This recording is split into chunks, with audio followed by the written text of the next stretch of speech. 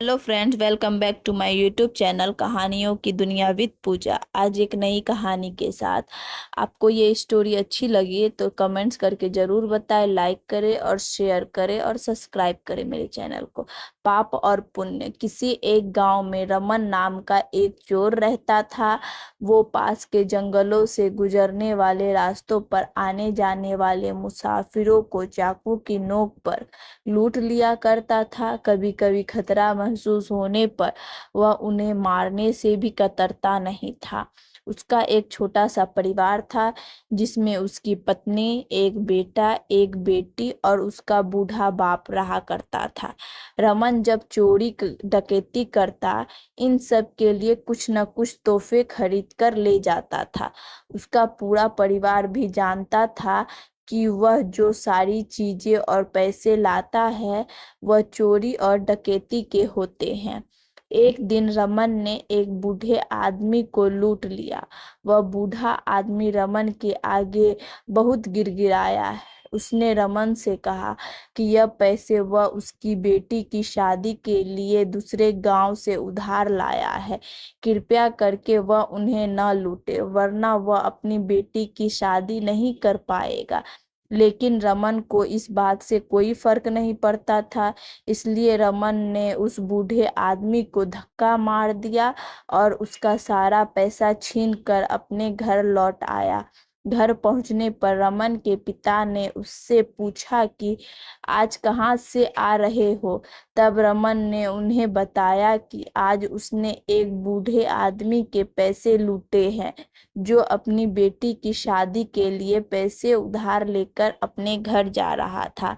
रमन के पिता ने उसे कहा कि तुम्हें ऐसा नहीं करना चाहिए था। ऐसा करने से तुम्हें बहुत बड़ा पाप लगेगा।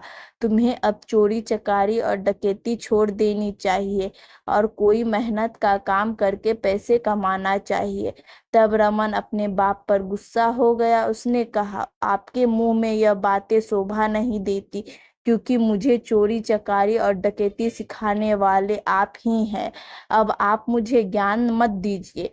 उसके पिता ने उससे कहा कि हाँ बेटा, मैंने ही यह पाप का रास्ता तुझे दिखाया है।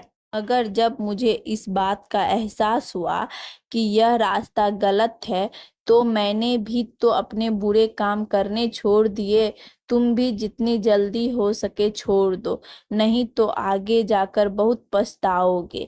लेकिन रमन ने उनकी एक न सुनी और अपना बुरा काम करना जारी रखा। कुछ दिनों बाद रमन फिर से चोरी डकैती करने के लिए जंगल के आने जाने वाले रास्तों पर छिपकर बैठ गया। वहां पर एक जोड़ा नया नया शादी करके आ रहा था। उसने उन्हें पकड़ लिया और चाकू दिखाकर सारा पैसा और जेवरात मांगने लगा। इस जोड़े ने अपने अपने पास रखे सारे पैसे और जेवरात दे दिए, मगर जब दुल्हन ने अपना मंगलसूत्र देने से मना किया, तब रमन को उन पर गुस्सा आ गया और उसने दूल्हे को मार दिया और दुल्हन को बोला कि अब यह मंगलसूत्र तुम्हारे किस काम का, अब तो तुम्हारा दूल्हा भी मर गया। लाओ, इस मंगलसूत्र को निकाल कर मुझे दे दो।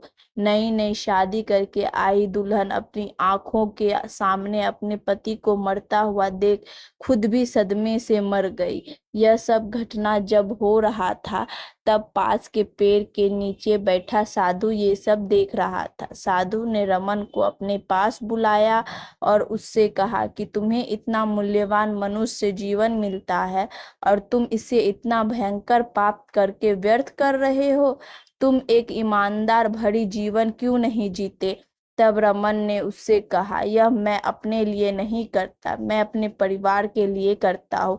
मैं जो लूटपाट करता हूँ, उससे जो मुझे पैसे मिलते हैं, वो मैं सारा अपने परिवार के ऊपर खर्च कर देता हूँ। तब साधु ने रमन को कहा कि चाहे तुम अपने परिवार के लिए पाप करते हो, मगर इस पाप का सारा हिसाब तुम्हें चुकाना पड़ेगा। हाँ, अगर कोई है जो अपनी मर्जी से तुम्हें पाप में भागीदार बनाता हो, तब बात अलग होगी। रमन ने साधु की बात सुनकर तुरंत कहा, हाँ हाँ, क्यों नहीं। मेरा पूरा परिवार मुझसे बहुत प्रेम करता है और वह सभी जरूरी जरूर मेरे पाप के भागीदार बनेंगे। आखिरकार मैं यह सब उनके लिए ही तो करता हूँ। साधु ने रमन से कहा कि हो सकता है यह तुम्हारा भ्रम हो। इस बात को स्पष्ट करने के लिए तुम्हें अपने परिवार से एक बार पाप की हिस्सेदारी लेने के लिए पूछ लेना चाहिए। रमन को साधु की बात पर विश्वास नहीं हुआ, लेकिन उसने सोचा कि एक बार पूछने में क्या जाता है। उस दिन जब वह घर पहुंचा तो अपने सारे परिवार के लिए कुछ न कुछ तोहफे लेकर गया, जिन्हें पाकर परिवार के सभी लोग बहुत खुश हो गए। उसने सबसे पहले अपने पिता से पूछा कि क्या आप मेरे पापों के भागीदार होंगे। पिता ने उससे कहा कि बेटा, मैं खुद के ही तो इतने सारे पाप है जिसका पछतावा मैं अब तक कर रहा हूँ। भला मैं तुम्हारे पाप में भागीदार कैसे बनूं। और वैसे भी मैं तुमसे यह काम छोड़ने के लिए तो पहले से कह रहा हूँ। बाद में रमन अपनी पत्नी और बच्चों के पास गया।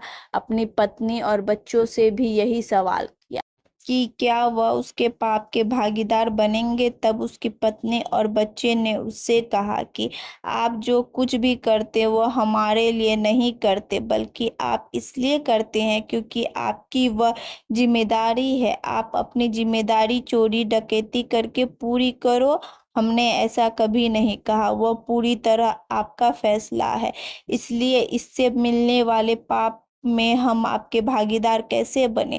अपने परिवार का जवाब सुनकर रमन की आंखें खुल गई। वह तुरंत जंगल के पेड़ के नीचे बैठे साधु के पास गया और सारी बात साधु को बताई। और उसने यह भी पूछा कि वह कैसे अपने पाप कम कर सकता है। साधु ने उससे कहा, अपने सारे बुरे काम तुरंत बंद कर दो और तुम्हारे पास जो कुछ है, तन मन या धन, उन सब से अच्छाई के काम करना शुरू कर दो, जिससे तुम्हारा पाप धीरे धीरे कम हो जाएगा। उस दिन से ही रमन ने सारे बुरे काम बंद कर दिया और अच्छाई के कामों में लग गया। कहानी की नैतिकता पाठ। मित्रों, कहीं आप लोग भी अपनी जिम्मेदारी को पूरा करने के लिए कुछ ऐसा काम तो नहीं कर रहे जिसकी वजह से आपकी पाप की गठरी भी भारी होती जा रही है। याद रखिए, आप जो भी कर्म करते हो उससे मिलने वाला पाप आप चाहकर भी किसी के साथ नहीं बांट सकते। इसलिए रुकिए, सोचिए, समझिए और अपने कर्मों को उसी हिसाब से कीजिए। आप प्लीज मेरे चैनल को सब्सक्राइब करें।